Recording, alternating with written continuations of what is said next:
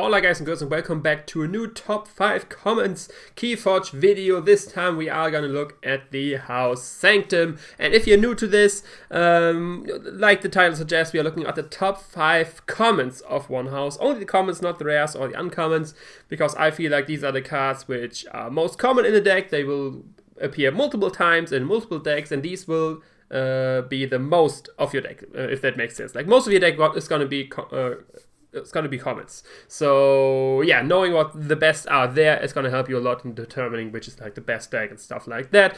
I did make similar videos for Mars, Logos, Dis, and Brobna already. You can check that out in the playlist I have on my channel. But now we're going to focus on Sanctum, and yeah, gonna hop right in and do this list. First of all, for this top 5s in general, I did not use any metric or stuff like that, like no statistics or something like that. This list is compromised only by my experience playing against them and with them. So yeah. So you're free to disagree or agree. I would love to know what your top 5 would be in the comments, or like what places I did go wrong, what was right, what card did I forget totally. Let me all that in the comments. But yeah, let's hop right in for Sanctum. And yeah, let's start with the number 5 spot, which is the action card Terms of Redress, which has the play effect: choose a friendly creature to capture 2 and gives you 1 extra Aember whilst playing.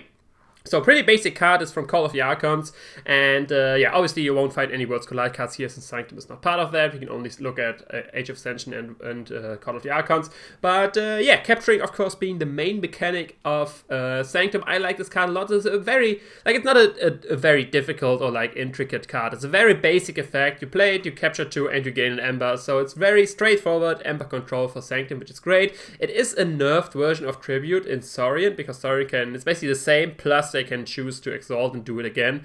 So yeah, it is a nerfed version for that. But yeah, I always prefer action Aember control cards, because most Sanctum cards which capture stuff are like creatures, and they need you either fight or reap or use the action abilities, so they're not immediate. They need to be on the board. This is like, you just need a creature to do that, and yeah, you have a creature, you play this, and you immediately get to capture 5. You don't need any other board presence whatsoever. Your opponent is about to forge a key, Terms of Redress, not anymore, and you do gain an Aember. And yeah, of course capturing is not as good as stealing, but it's great at, for one, stockpiling the Aember of the opponent. Like if you have like something like Too Much to Protect, or what you call it, the Doorstep to Heaven, or Interdimensional Graft, like all these cards which like love if the opponent has a lot more than 6 Aember, capturing is the way to go, because then he has to get it back, and he's most likely gaining Aember while doing that, with just reaping and other things.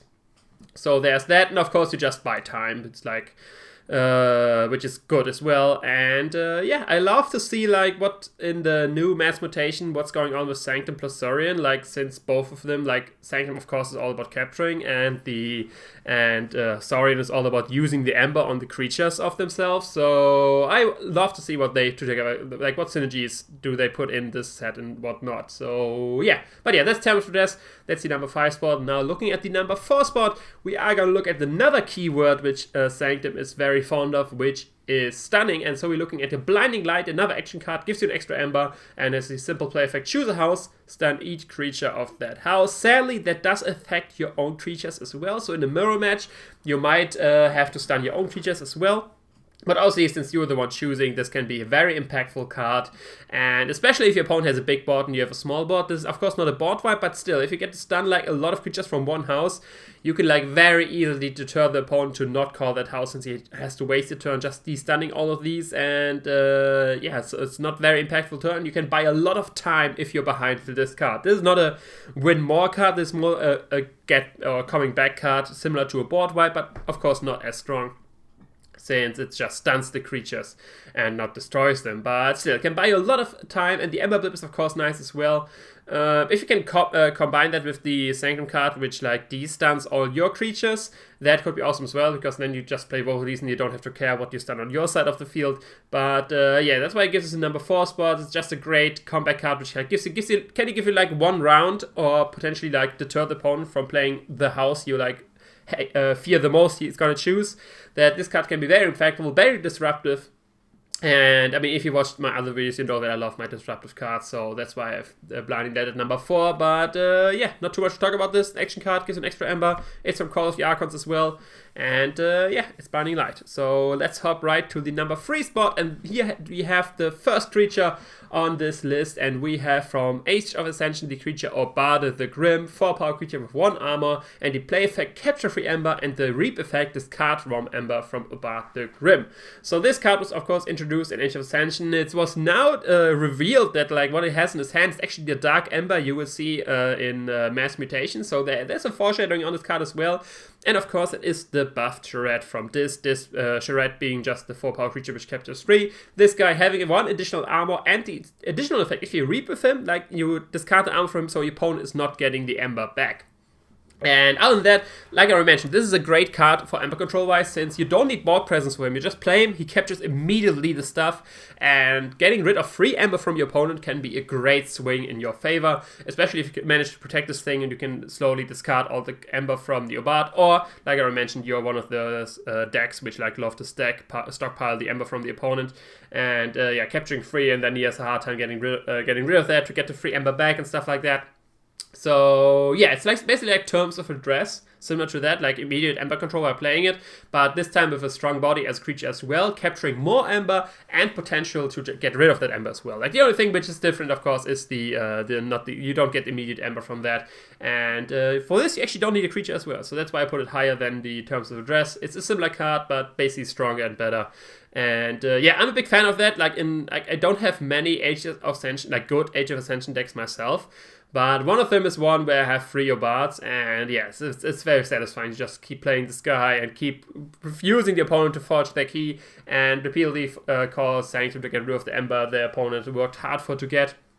So yeah, that's why I have this guy at the number 3 spot. And yeah, going on to the number 2 spot, it's a familiar face, probably one of the favorite Sanctum cards for many people. He got his own playmat as well, is a creature as well, and of course it is the Bulwark, 4-power creature with 2 armor from Call of the Archons, Human Knight, and each of Bulwark neighbors gets +2 armor. And yeah, this is an awesome card. It's like it gets so much protection to a lot of creatures which like need the protection. It's in some cases it's better than Taunt, since obviously action cards which deal damage to small creatures don't care about Taunt on the board, and that's where Bulwark comes in, giving this 2 armor, and 2 armor can go a very long way. Like most of the annoying cards which don't have any protection barring elusive are like in the 1-power, 2-power range, I want to say, and there are so many cards which deal like 2 damage to things. There's in Shadows, of course, there's the Relentless Whispers, or the Nerve Blast, or Trimble Dimension and Logos, stuff like that. There's a lot of things which deal around 2 damage, and having this 2 armor on creatures can be insane, just being able to protect them from those cards. So yeah, and if you have multiple Bulwarks which give even more than +2 armor to things, you're outvaluing your opponent what board presence goes, barring straight destroy effects, like just damage effects, of course, you are protected from. But yeah, Bulwark's very nice card, has 2 armor himself. If you play him next to a taunt creature, it gets armor as well, just more harder for opponent to get rid of. I'm a big fan of this card, and yeah, many people are, and have multiple of this in the deck. Never hurts, especially if you have like, since it was in Call of the Archons, if you have like Shadows or Dis, which have a lot of smaller creatures which are very annoying for the opponent but die quite quickly. Having a Bulwark next to them can make them survive a lot more turns and give the opponent a lot bigger headache to get rid of them. And yeah, that's why I have Bulwark at the number 2 spot. And yeah, now finally looking at the number 1 spot, we are back with an action card. It is from Call of the Archons as well, and it is Inspiration, which has the very simple effect: ready and use a friendly creature. And I personally love these out of house effects.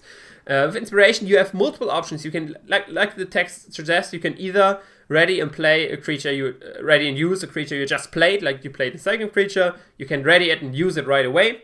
So that's where the ready effect comes in.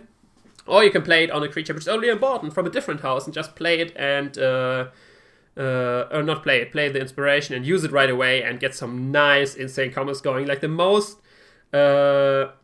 combo which is most known is the Witch of the Eye Inspiration combo, where you just have Witch of the Eye on the field, you have inspiration on you have 2 inspirations. You play inspiration on the Witch of the Eye, reap, get inspiration back, and so on and so on. Basically, you can get a lot of Aember going there, or you can just use creatures twice, which with some Sanctum creatures like the, I don't know what's called, the Commander Remia, I think, like the 3-power creatures, which allows you to reap, use another creature. You can reap with him, use another creature, ready him with inspiration again, reap, use another creature. So basically with just 2 cards, you were able to use 2 different creatures and gain 2 Aember. So yeah, I like inspiration a lot. Like you can see from this whole top 5 list, of course, Sanctum cards are not as impactful as some other common cards. But yeah, inspiration, I love seeing multiple copies of that in the decks just because it's so versatile. Yes, you need a board most likely for that. It does affect creatures you just played as well, like I already mentioned, so you not necessarily need a board, but the bigger your board is, the more useful this thing gets and the more versatile it is and the more different effects you can trigger by just being able to use a creature which you have on board and potentially get some insane combos going. Like I said, all these out-of-house effects are the main contributor to like these insane out-of-house combos, which allow you to combine cards which usually are not able to be combined since they're from different houses.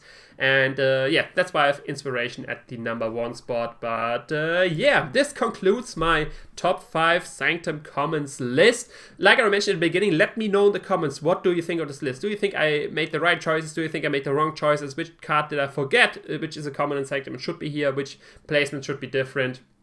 Like I mentioned, this is all just from my own experience and my own opinion about cards. And yeah, I would love to make this this is not just a presentation of a top 5, definite top 5. I want to see this as discussion videos, so I would love to see some in the comments going. But yeah, that's all from me. If you did enjoy this video, of course, leave a like, comment, subscribe, you know the deal. Hit me on Twitter, Facebook, all the links are in the description. And yeah, I will see you another time. Ciao.